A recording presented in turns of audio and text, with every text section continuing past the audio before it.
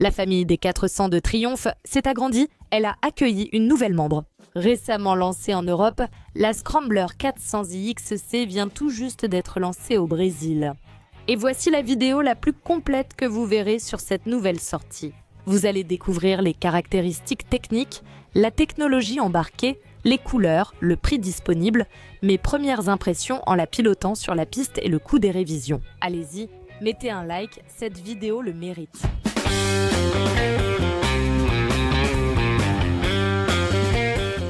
En plus de la Speed 400 d'entrée de gamme. Maintenant, nous avons deux scramblers, la X et la XC qui est ce modèle-ci, et bien, elles partagent toute la même plateforme de motorisation, de châssis et de technologie. Mais bien sûr, chacune a sa propre proposition.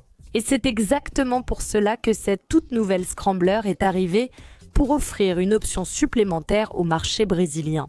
Et qu'est-ce qu'elle apporte de différent par rapport à la Scrambler X, n'est-ce pas? Eh bien, tout d'abord, nous avons un look un peu plus distinct. Je dirais que c'est une moto tout-terrain, mais avec un style plus rétro à mon avis. Mais nous avons ici une moto encore plus robuste pour supporter l'off-road.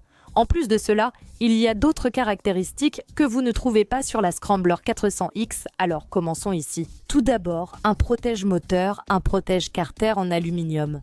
Nous avons ici à l'avant cette bulle plus haute, très intéressante, un garde-boue haut. Mais il y a aussi un garde-boue bas ici, ce cache de phare, et il faut rappeler que comme les autres 400, elle dispose d'un éclairage full LED. La Scrambler 400X avait déjà des protège-mains, tout comme la XC. Ce coussinet sur le guidon était aussi présent sur la Scrambler X. Enfin, les amis, c'est une moto très robuste. Le réservoir ici est en métal et nous avons ce caoutchouc ici, non seulement pour offrir plus d'adhérence et de stabilité quand vous vous asseyez dessus, mais aussi pour protéger le réservoir et éviter que votre pantalon ne frotte. Donc, c'est un équipement davantage orienté vers une utilisation tout-terrain. Le réservoir, comme les autres, reste à 13 litres d'essence. C'est la capacité et la hauteur ici jusqu'au sol est de 83,5 cm. Je mesure 1,77 m et j'arrive à poser les deux pieds au sol ici. Rappelons que la moto n'est pas équipée de béquilles centrales d'origine. Et là, nous avons une autre différence qui est peut-être la principale entre la XC et la X, c'est ici la roue à rayons. Donc des rousses à rayons sans chambre à air, regardez comme c'est bien. Donc, les rayons sont fixés à l'extérieur, ce qui ne nuit pas à la jante et permet de mettre uniquement des pneus sans chambre à air. La jante de la roue reste la même. Ce n'est pas une roue de 21 pouces à l'avant, mais comme les autres, 19 pouces à l'avant et 17 à l'arrière. Et elle est équipée de pneus mixtes. Pour le reste, la partie mécanique reste la même, n'est-ce pas? La même configuration que les autres. Par exemple, une suspension inversée à l'avant avec cette fourche ici très robuste de 43 mm de diamètre et 150 mm de débattement, d'accord? Sans réglage. À l'arrière, il y a un seul amortisseur monochoc avec 150 mm de débattement et un réglage de la précharge.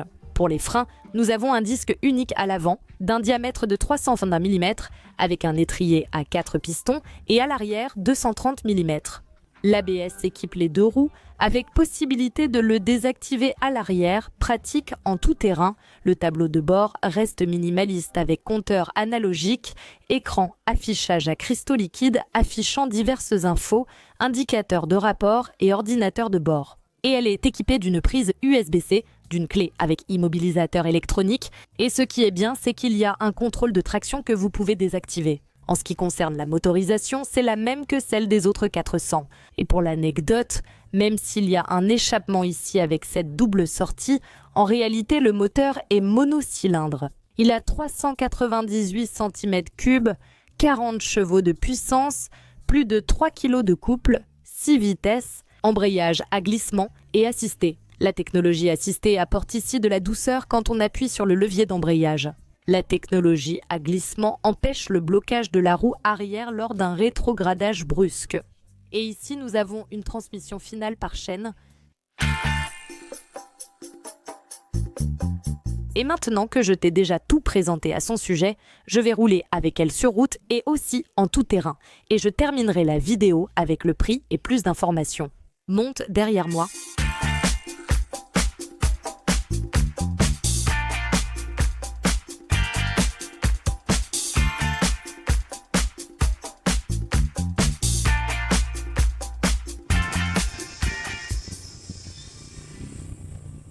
Je passe en seconde ici, les amis. Je porte des bottes.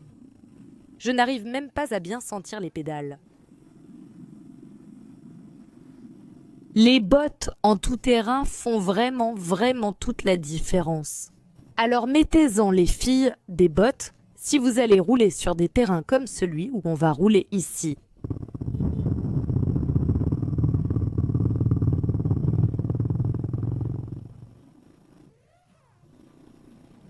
Oh là là! Les filles, la moto est vraiment amusante pour l'off-road. Ce n'est pas prévu pour aller directement sur un sentier. Je l'ai trouvée légère, amusante à jouer et surtout très tordue. Mais tu vois, la 21 est déjà bien lancée, non? Maintenant, ils veulent qu'on désactive le contrôle de traction. Contrôle de traction, tu vois. Là, tu appuies à nouveau sur Off-Road, puis tu désactives le contrôle de traction. Voilà, donc contrôle de traction désactivé. Comme ça, on peut vraiment sentir la moto partir de l'arrière, n'est-ce pas? Et maintenant, on y va avec le contrôle de traction désactivé.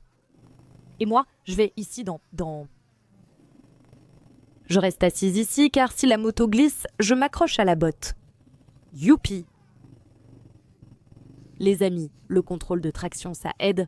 Il y a des gens qui sont pilotes, des professionnels qui maîtrisent par l'off-road et qui veulent que la moto glisse, n'est-ce pas? Ils veulent faire des acrobaties, mais dans mon cas, non, n'est-ce pas? Dans mon cas, je ne suis pas si... N'est-ce pas? Je suis Roya, les amis. Je suis Roya, les amis. Waouh! Alors je vais faire mon petit discours ici. On va là-bas à la Mera. Oh! Je veux savoir qui est venu ici à... Ah, allons jouer, Vish, Maria. Oh là là, nous!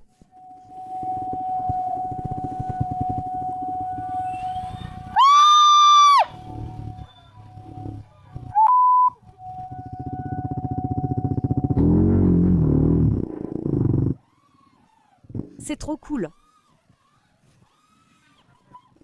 C'est trop cool.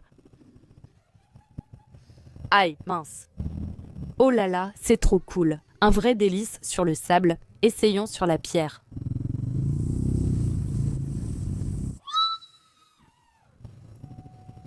Ah, allons-y alors.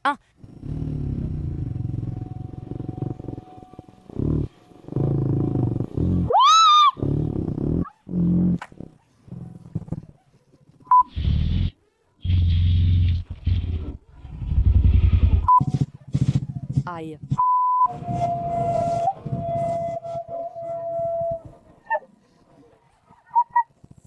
Mec, regarde ça, vieux. Et bon, qu'est-ce que j'en pense? Je pense que c'est une moto plus cool à cause des roues. Ce que j'ai donné ici, de coups dans les fossés, c'est ça que je pense qui va faire la différence. Parce que chaque coup sec que j'ai donné ici... Et alors, qu'est-ce qui se passe, les amis? La roue est une jante de 19 pouces, mais... pour les rayons, s'il y en a un ou deux cassés, tu vas là-bas pour les réparer. Mais maintenant, une roue à rayons s'est fissurée.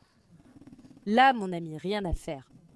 Alors, sincèrement, ce que je pense, c'est que la moto est vraiment amusante pour ceux qui aiment l'off-road, pour ceux qui veulent rouler sur tous les terrains, mais il n'est pas nécessaire de rouler uniquement en tout terrain. Ce n'est pas une moto de trail, c'est une moto pour rouler au quotidien, c'est une moto pour prendre la route.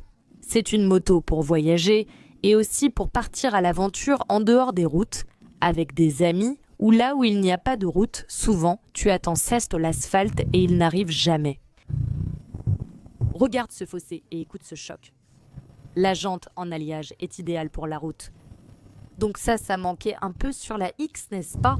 Je pense que beaucoup de gens le voulaient et Triumph a répondu à cette demande avec cette version XC. Beaucoup plus aventurière. Voilà, mais c'est ça, après ce bain de boue. Oh, je mérite ton like, hein? Mince, Amandinia s'est plongée dans la boue. J'ai déjà cassé ma 360 ici, n'est-ce pas? N'est-ce pas? Ce test m'a coûté cher, tu vois. Qu'est-ce que je peux vous dire? Abonnez-vous déjà à la chaîne et laissez un like. Parce que Amandinia est allée dans la boue, beaucoup de gens ne voulaient même pas y aller. Mais Amandinia y est allée. Voilà, tomber fait partie du jeu. Tomber fait vraiment partie du jeu.